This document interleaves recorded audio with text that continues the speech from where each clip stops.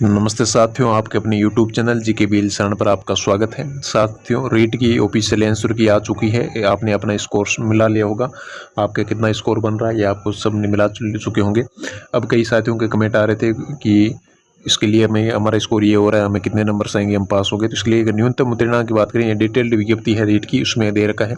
जैसे अगर कोई साथी सामान्य या अनारक्षित वर्ग का है यानी जनरल कैटेगरी से आता है तो उसको चाहे वो टीएसपी का हो चाहे नॉन टीएसपी का हो तो उसको लिए 60% मार्क्स चाहिए। पर हम प्रतिशत में मार्क्स दे रखे हैं, 60 नंबर नहीं दे रखे हैं। 60% मार्क्स की बात करें तो उनको कितने नंबर चाहिए? 90 नंबर चाहिए। 90 नंबर चाहिए।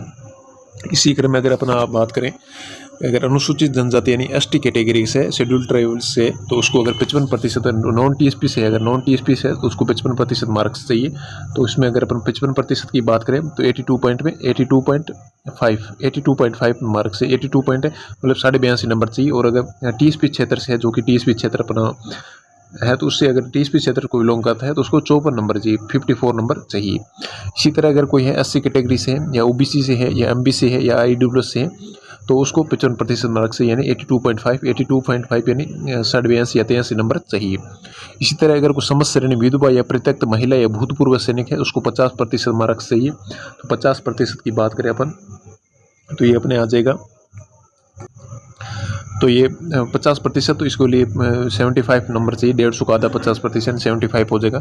इसी तरह अगर आपको दिव्यांग साथी है, निःशक्तजन यानी दिव्यांग है, तो उसको के लिए 40% मार्क्स यानी 40% की बात करें तो उसको 60 नंबर है, तो वो रीट का क्वालिफाई हो चुका है। इसी तरह अगर कोई शहरी कैटेगरी से है, शहरी जनजाति से, जो कि तो शहरी क्षेत्र से अगर कोई बिलोंग करता है तो उसको 36% मार्क्स चाहिए।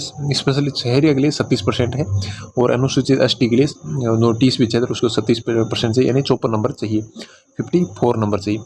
तो ये इस तरह से नंबर का अलग अलग डिवाइडेशन है। अब कई साथियों को कमेंट आ रहे हैं अगर 82 नंबर बन रहे हैं तो अगर होगा या नहीं होगा।